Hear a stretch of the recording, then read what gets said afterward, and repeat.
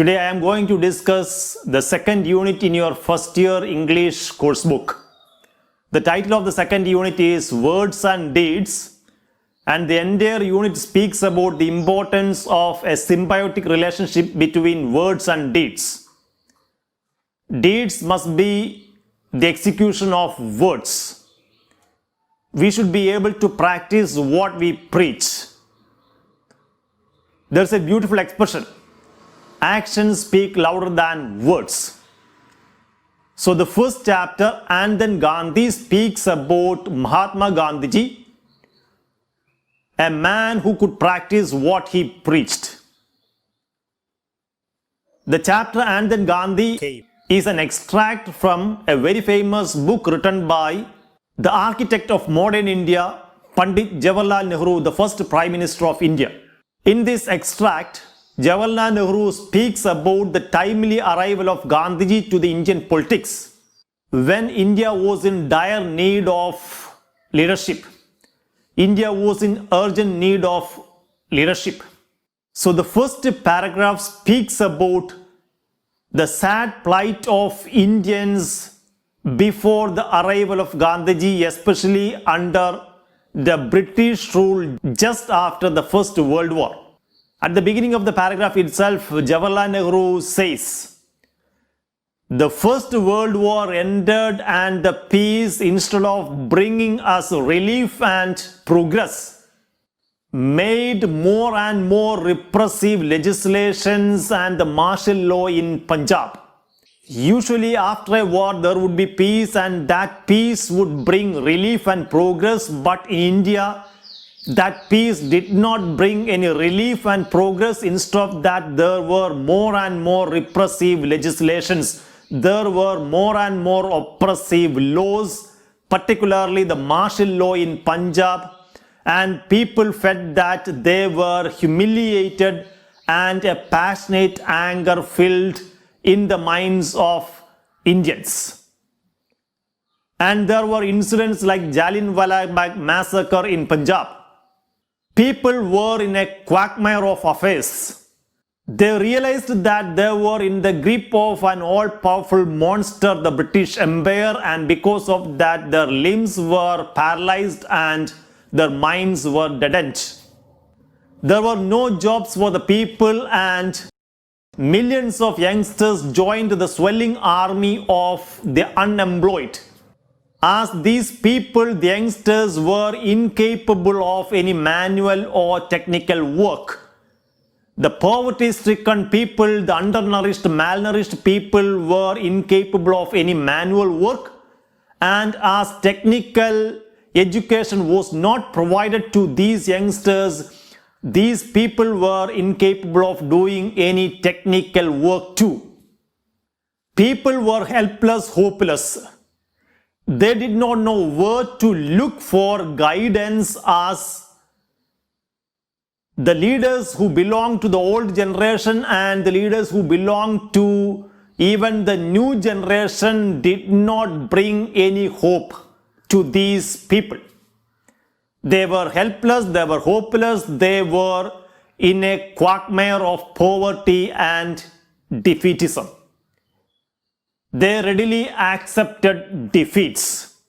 They did not know what to do next. How could they pull out India from this quagmire of affairs, from this morass of defeatism and poverty? Then Nehru says, and then Gandhi came. That was the political situation to which Gandhiji arrived. Three beautiful images are used by Jawaharlal Nehru to describe the arrival of Gandhiji into the Indian political scenario. The first image, Gandhiji was compared to a powerful current of fresh air. We all know the significance of fresh air. Fresh air gives us life. So Gandhiji was compared to a life-giving force. He entered to the Indian political scenario like a fresh current of air which made us stretch ourselves and take deep breaths. So he was compared to a life-giving force. Heretofore, the people had been lifeless, hopeless, helpless. He came to India like a powerful current of fresh air which provided fresh life, energy and vigor to the Indians. The second beautiful image used by Jawaharlal Nehru was Gandhiji was compared to a beam of light that pierced darkness. We also know the significance of light. Light pierces darkness. The darkness will be removed. So Gandhiji was like a beam of light that pierced the darkness and also that removed the scales from our eyes so that Indians could have a better vision. Now the Indians were able to realize their problems. They were able to discover the world around them. They were able to discover themselves. The pathetic situation that they were trapped in. They knew about all those things. So he was able to lift people from that ignorance, from that darkness. So darkness symbolizes ignorance. It also symbolizes the superstitions and the evil practices in our country. And he was able to help Indians move out of that darkness. And the third striking image used by Jawaharlal Nehru was that he was compared to a whirlwind which could upset, which could derail, which could dismantle so many things, which could disturb so many things in our country. The first thing, the most important one, he was able to uproot the foreign rule. He was able to derail the British rule in our country and also the workings of the minds of most of the people in our country. There were so many evil practices in our country. There were so many superstitions in our country. People were in darkness and he was able to upset, derail, dismantle many of these social evils. So he was compared to a whirlwind which could upset huge trees. A whirlwind, a strong wind can upset huge trees. Similarly, Gandhiji could upset the British rule and also he was able to wipe out some of the social evils from our country. He was able to refine the mindset of people in our country. So three powerful striking images are used by Jawaharlal Nehru to describe the arrival of Gandhiji to the political scenario of India.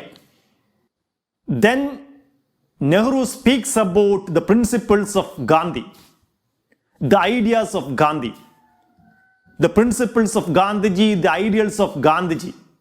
The most important principles of Gandhiji, the weapons of Gandhiji were fearlessness and truth and action allied to this, related to fearlessness and truth.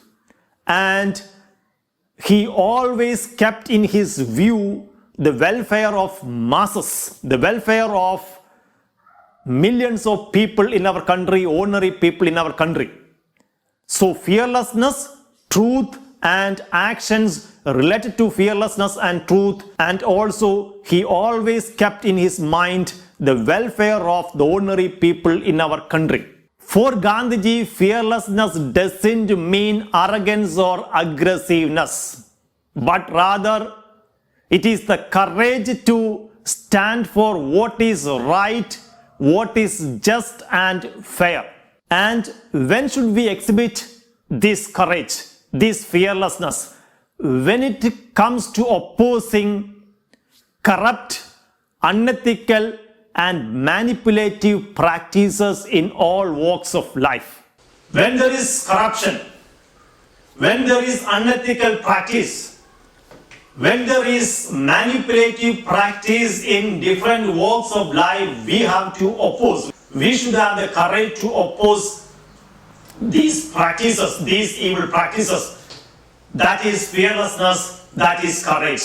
It is not just bodily courage, it is the absence of fear from our minds. It is abhaya, as it was stated in our ancient wisdom. When Gandhiji arrived to Indian politics, the dominant impulse which governed almost all the Indians was fear. People were afraid of the British, they were afraid of landlords, they were afraid of zemindas, they were afraid of money lenders, they were afraid of the police, they were afraid of the army personnel, afraid of everything. Gandhiji realized it, and like a psychoanalyst, he was able to probe deep into the past of Indians. He was able to probe deep into the complexes of Indians, able to exhibit, display these problems in front of them, and he was able to help Indians to get rid of that fear from their minds, get rid of that problem from their minds. So he was able to help Indians to get rid of that fear from their minds, and as a result, now these Indians were courageous enough to come forward. They were courageous enough to fight against the mighty British, fight against the cannons and rifles of the mighty British. Gandhiji knew that truth follows fearlessness and falsehood follows fear. Fear is a close companion of falsehood, and truth is a close companion of fearlessness. If you have the courage, truth will come out of you. And if you are afraid of something, probably lies will come out of you. So, falsehood is a close companion of fear, and truth is a close companion of fearlessness. The chapter also speaks about Gandhiji's call of action. Nehru says Gandhiji's call of action was twofold. The first one, challenging and resisting the foreign rule, the rule of British. And the second one, he fought hard to wipe out the evils in our society. He fought hard to change the mindset of Indians. He fought hard to make Indians righteous people, righteous human beings. He fought hard to make India a righteous nation, a nation which upholds all these human values. He knew that the major planks of the major pillars of the British rule in our country were fear, prestige, cooperation, and the vested interest of so many people in our country, and he attacked all these main pillars. He was able to wipe out the fear from the minds of Indians. The second one, people considered the British titles, British jobs prestigious, and he attacked that mindset of Indians, and after that, people no longer thought that these British titles and jobs were prestigious. He attacked that mindset of people. And thereafter, these titles, these jobs lost their pomp and splendor. He also attacked the next pillar of British rule in our country, the cooperation of the people. And he started certain movements like non-cooperation movement, civil disobedience movement, etc., to fight against that pillar of cooperation.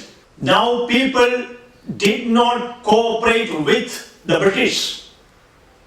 They started to violate the British rules and laws.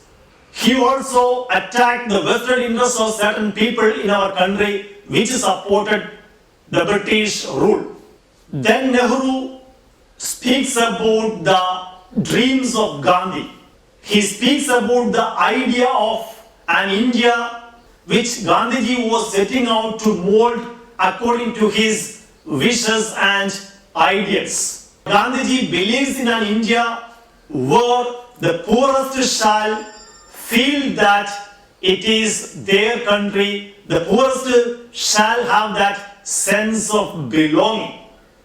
But unfortunately, even in these days, millions of people in our country do not have that sense of belonging. They do not feel that they belong to this great nation. So this is another idea of Gandhiji. Every individual in our country should have that sense of belonging. Every individual in our country, even the poorest man, should feel that he belongs to this great nation. Even the poorest man in this country should feel that it is his country. And these poorest sections in our country should have an effective voice in the making of this nation, in the nation building process, and also in almost all the developmental activities in our country. They should have an effective voice. That means their voice should be heard, their presence should be felt. But unfortunately, even now, millions of people in our country, their presence is not felt, their voice is not heard. So he dreams of an India where these people, even the poorest sections in our country, do have an effective voice in the nation building process in almost all the developmental activities. Then he dreams of an India where there is no disparity between the high class and the low class, where there is no high class and low class. There should not be casteism. There should not be any discrimination in our country. He stands for equality and freedom for each and every individual in our country. There should not be any disparity between the rich and the poor. Here I remember the words of Osho. I am not worried about the rich becoming richer, but I am really worried about the poor becoming poorer. In these days, we find that there is an ever widening gulf between the haves and the have-nots. There is an ever widening gulf between the rich and the poor in our country. And he dreams of a nation, a land where there is no such disparity, where there is no difference between rich and the poor, where there is no difference between high class and low class, or where there is no high class and low class. He also visualizes a land where there is no discrimination against women. He says, stop perceiving the opposite sex as an object. Stop any form of violence and abuse towards women. So he is against any sort of gender indiscrimination. He is against any form of violence and abuse towards women. A land where there is no gender disparity. A land where there is no gender injustice. He also dreams of a land where there is no space for, where there is no room for the curse of untouchability. Gandhiji considers untouchability as one of the most heinous crimes against humanity. He considers it as an arrogant assumption of superiority. Again, he dreams of an India where there is no room for intoxicating drugs and drinks.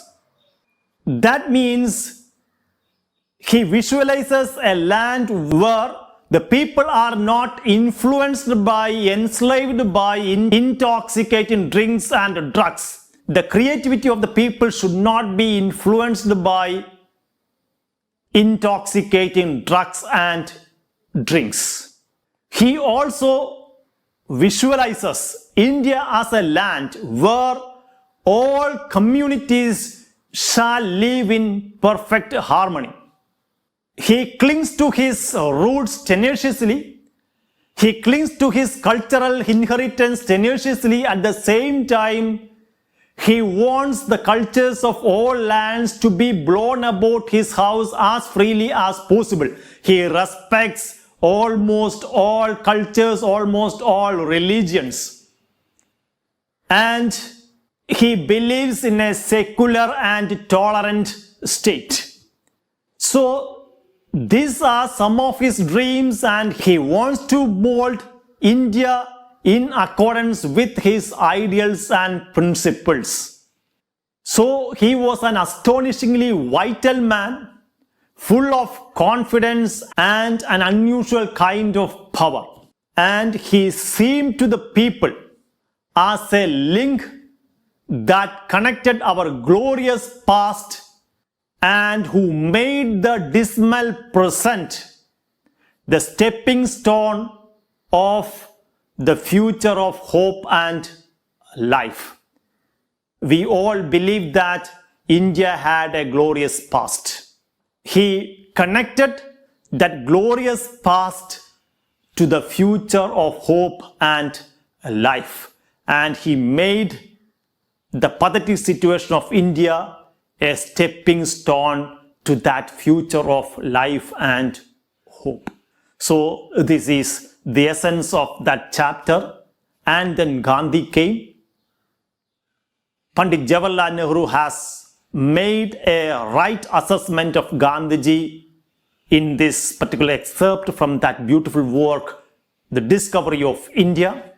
After going through this particular chapter, we also do have a different assessment of Gandhiji, a different evaluation of Gandhiji and his principles. He was not just a freedom fighter. He was not just someone who liberated India from foreign rule, from the clutches of British rule, but a man who liberated India from various social evils and also helped India becoming a righteous nation, a nation that stands for certain values and principles. So this chapter sheds light to the various traits of personality traits of Gandhiji. Now we also have a right assessment of Gandhiji, the father of our nation. We can expect certain questions from this particular chapter. The first one, not making. A specimen is given in your textbook, but if such a question comes in your examination, please prepare the answer in accordance with the format given on page number 107. An activity which is related to the chapter Disaster and Disaster Management in India. If there is a format in the question paper, just prepare the answer in that format. If there is no format, you have to stick on with the format given on page number 107. You have to write the title, then the subtitles. Below the subtitles, you have to write key points. If the key point has some other ideas, you have to prepare sub points. So title, subtitles, key points, sub points. In that way, you have to prepare notes. You have to make notes. So this is a very important question. And the question can be expected. Prepare a letter to the editor. That is another question. The format is given in your textbook. Just go through that format. The important features are also discussed in the text. Just to go through all those features, and you should be in a position to prepare a letter to the editor if such a question comes in your examination. And the third question, you will be asked to prepare a speech on the principles and ideals of Mahatma Gandhi. One more question you can expect from that area. Prepare a speech on the dreams of Gandhiji about our nation. Then some direct questions, his twofold actions, how he attacked the main pillars of British rule in our country. Such questions can be expected in your examination. How he was able to help Indians get rid of fear from their minds. Then you have to go through the golden rules given on page numbers 48 and 49. Golden rules related to subject-verb agreement. There are 12 golden rules on pages 48 and 49. Go through those golden rules. Take 12 days. Try to internalize at least one rule each day. internalize all those golden rules, because these golden rules are very essential, not just for your +1 or +2 English examination, but for almost all the PSC, UPSC examinations. You will definitely come across these types of questions, subject to verb agreement. So those golden rules are very important. Try to internalize all those golden rules. That is another question that you can expect from that particular chapter. So many questions can be expected from this chapter, and apart from that, you have to keep in your view, internalize some of the beautiful principles and ideals of Gandhiji. Try to practice those principles and ideals in your life. That's all for the day. Thank you.